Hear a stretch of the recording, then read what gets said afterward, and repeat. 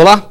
No ano em que são celebradas 6 décadas da assinatura da Declaração Universal dos Direitos Humanos, o Brasil ainda não conseguiu esclarecer fatos do passado recente da história do país. As circunstâncias das prisões e mortes ocorridas durante o regime militar. A Assembleia Legislativa de São Paulo realizou ato público pedindo a abertura dos arquivos da ditadura, a punição dos torturadores e a localização dos restos dos desaparecidos naquele período. Este é o tema do programa Assembleia Debate de hoje com os nossos convidados. Ivan Seixas, do Fórum dos Ex-Presos Políticos de São Paulo. Paulo Abrão, presidente da Comissão do Ministério da Justiça. Marlon Alberto Weichert, procurador regional da República, e também o deputado Simão Pedro, do PT. Muito obrigado pela presença de todos neste programa Assembleia Debate. Paulo Abrão, qual a implicação dessa situação no Brasil de hoje, no Brasil recente e no Brasil futuro? Acho que a questão central que nós temos que debater aqui é o quão a nossa democracia ela é incipiente diante de um cenário de uma transição democrática incompleta.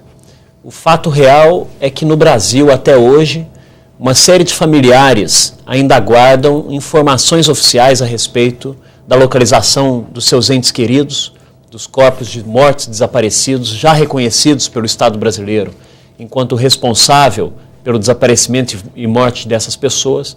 O fato é que ainda milhares de brasileiros ainda aguardam a reparação econômica a qual têm direito em nossa Constituição da República, o direito de serem indenizadas pelos danos morais e materiais que um Estado que tinha o dever de protegê-las em verdade os perseguiu. O fato é que o Brasil ainda não conseguiu lidar com seu passado, boa parte dos arquivos da ditadura ainda não vieram à tona, nós não temos noção e acesso à informação completa diante de um estado de mentiras que ainda se estabelece em relação aos fatos desse passado.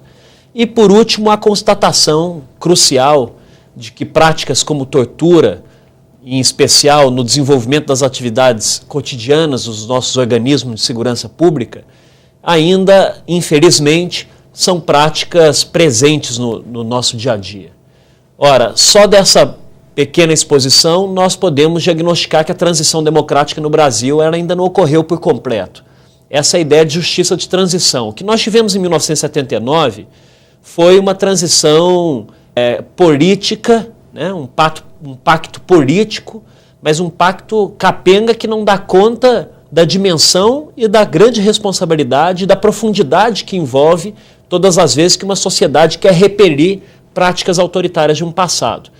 Então o Brasil hoje está procurando aos poucos cumprir essa responsabilidade histórica de enfrentar esse debate sem medo, de enfrentar a partir de iniciativas como do Ministério Público Federal, com as respectivas ações civis públicas de responsabilização dos agentes torturadores do regime militar, a partir da organização dos movimentos dos familiares, que hoje ainda clamam por justiça, isso é um direito básico assegurado na nossa Constituição da Federal, e nós não podemos nos dar ao luxo de não encarar esse passado com a devida responsabilidade e deixarmos de sinalizar firmemente para o futuro do Brasil de que tortura nunca mais, que ditadura nunca mais e de que aqui na nossa pátria é uma pátria de justiça. Aqui criminosos não podem ser perdoados mediante pactos políticos porque vigora o Estado Democrático de Direito. Ivan, você compartilha dessa afirmação do Paulo Abrão de que a responsável por tudo isso é essa transição democrática incompleta?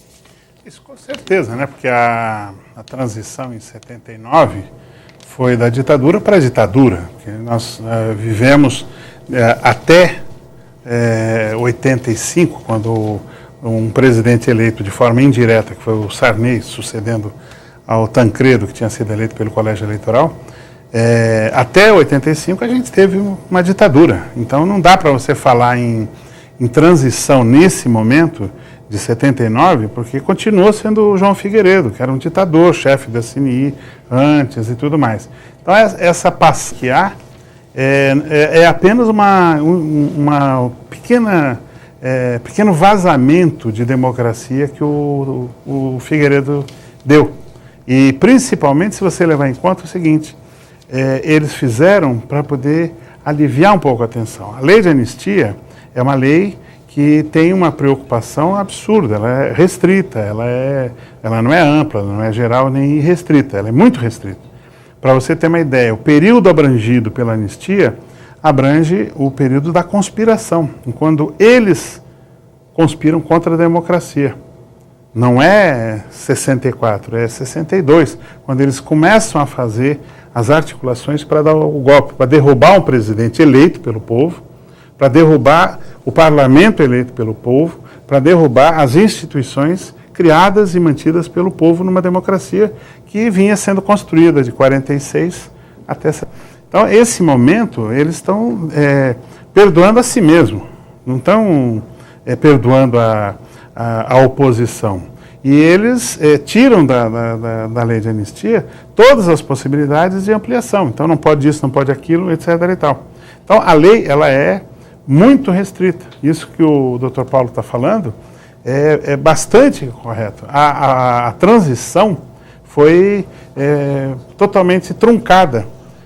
Quando foi feita a lei de anistia, nós, que tínhamos saído das prisões, que tínhamos saído da clandestinidade, do exílio e tudo mais, começamos a denunciar os crimes da ditadura. Muitos permaneceram presos, né? Hã? Muitos permaneceram presos. Muitos permaneceram presos. Não sai pela lei de anistia. A gente tem que fazer a revogação da lei de anistia, fazendo a redução de penas, para muita gente sair da cadeia. Porque não foi por anistia, basicamente não beneficiou o nosso lado. Beneficiou os golpistas, os torturadores, com esse pacto que eles inventaram.